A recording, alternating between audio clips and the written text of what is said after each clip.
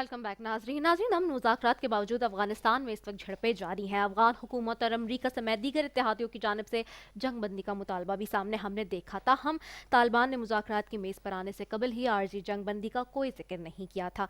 साथ ही साथ तालिबान के साथ कतर के दारुल हुकूमत में होने वाले अमन मुज़ाकरात पर इस वक्त हम किस मोड़ में दाखिल हो चुके हैं, ये सवाल है। और इस वक्त हम जैसे कि देख रहे हैं कि ज़मीर खलील भी इस वक्त इस्लामाबाद में यहाँ पाकिस्तान में मौजूद हैं। और इस वक्त जो है अफ़गानिस्तान में 19 साल से जो जारी जंग के ख़ात्मे के लिए जो अफ़गान मुतहारिब ग्रोह के माबैन दोहा में मुज़ाकरात जारी हैं, इस हवाले से हम बात करेंगे। बड़ी एक अहम और अच्छी डेवलपमेंट है ये, जो कि कल हमने देखा हुई। ख़ास तौर पे इसमें जो इस वक्त सारे स्टेक होल्डर्स एक पेज पर नज़र आ रहे हैं, ये भी एक बड़ा ही इम्पॉर्टेंट मामला है। इसी हवाले से मैं बात भी करूँगी आज।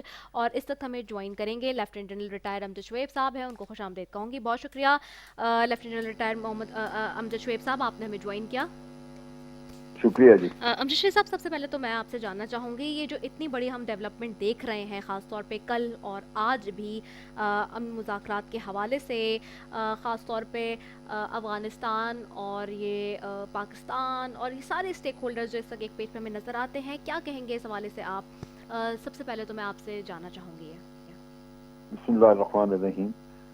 देखिए, ये बड़ा मुश्किल मरहला था जहां तालिबान को मुख्तलिफ स्टेजेस के ऊपर राजी किया गया, और उसमें सबसे मुश्किल मरहला तो ये था कि तालिबान की पॉलिसी थी कि वो अफगान हुकूमत से बात नहीं करेंगे, क्योंकि वो समझते हैं कि अफगान हुकूमत एक नाजायज हुकूमत है और ये अमेरिका की इस्टेब्लिश की हुई या इनके ऊपर थोपी हुई हुकूमत है।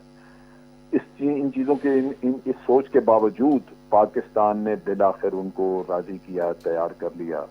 और आप देख रहे हैं कि अब पिछले 2 दिन से मुज़ाकरात शुरू हैं वहां पे। ये एक बहुत बड़ी डेवलपमेंट है। और ज़ल्मे खलीजा जब यहाँ आए हैं तो उन्होंने बरमला इसका एतराफ़ किया है कि पाकिस्तान ने बेलौस काम किया है और पाकिस्तान की इस मदद के बगैर ये मसला हल होने का चांस ही नहीं था, सवाल ही पैदा नहीं होता।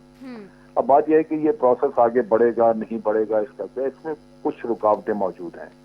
पहली बात तो ये है कि जो अफगान धड़े आपस में या 2 ग्रुप जो आपस में बातचीत कर रहे हैं, ये किस हद तक एक दूसरे को अकोमोडेट करते हैं। क्योंकि हमारा पुराना तजर्बा मुजाहिदीन के वक्तों का तो यही है कि ये अपने ज़ाती मफादात को देखते हैं और कौमी मफादात को इतने सीरियस नहीं होते।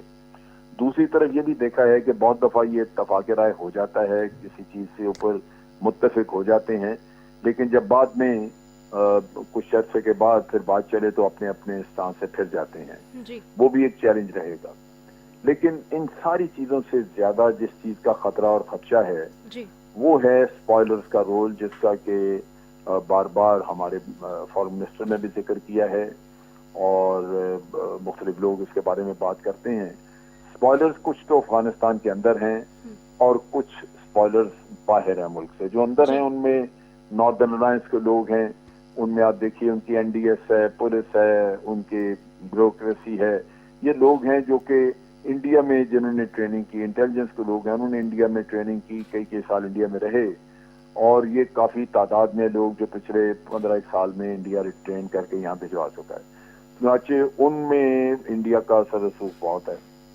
दूसरी तरफ वो लोग हैं जो इस हुकूमत में बड़े मुतमईन है, मजे ले रहे हैं, उनको शक होगा, और उनको मेरा ख्याल है बजा शक होगा कि तालिबान के साथ कोई माहिदा होता है तो फिर शायद ये हुकूमत ना बचे, अशरफ गनी साहब सदर ना रहें, नए इलेक्शन हो या नया कोई और सिस्टम चले।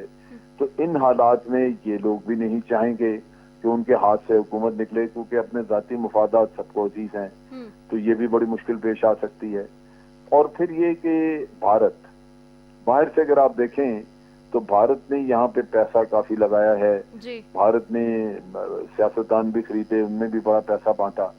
इन हालात में भारत से अगर पूछा जाए कि ये आपने ये इतनी जो तकलीफ उठाई और इतना खर्चा उठाया, इतना पैसा लगाया अफगानिस्तान में, तो समझ आता है कि उसकी सिर्फ एक ही वजह थी कि वहां से बैठ के पाकिस्तान को खराब किया जाए, पाकिस्तान में दहशतगर्दी कराई जाए, पाकिस्तान को डिस्टेबलाइज किया जाए। जी अमजद साहब, मैं लिहाजा उसी पे वो आ रही कोई थी, मैं इसी सवाल पे आ रही थी कि अफगान हुकूमत और तालिबान के दरमियान जो होने वाले अमन मुज़ाकरात हैं, इसमें काफ़ी ज़्यादा इंडिया भी दिलचस्पी रखता है और बड़ी, जैसे कि आपने खुद भी कहा कि इन्वेस्टमेंट कर चुका है वो डिस्टेबलाइजेशन के कि अगर हम बात करें लॉ एंड ऑर्डर की सिचुएशन की पाकिस्तान में और इस सारे सिनेरियो को मद्देनजर रखते हुए।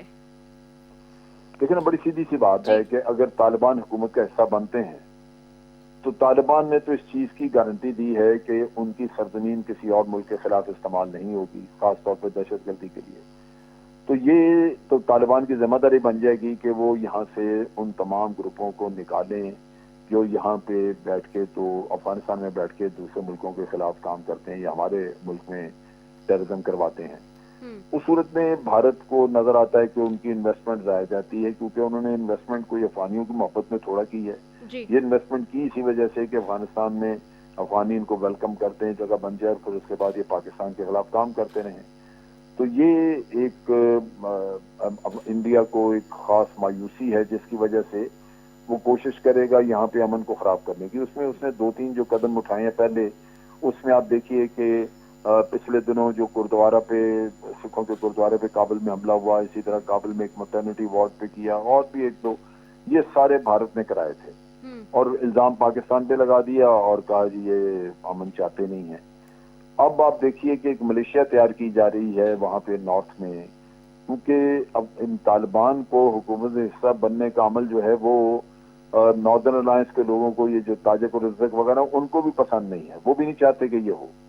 लिहाजा ये मुश्किलात होंगी कि ये जो स्पॉयलर्स हैं ये किसी न किसी तरह इंस्टेबिलिटी क्रिएट करेंगे, वहां पे टेररिज्म करा के इल्जाम धर देंगे तालिबान जी पे या पाकिस्तान पे।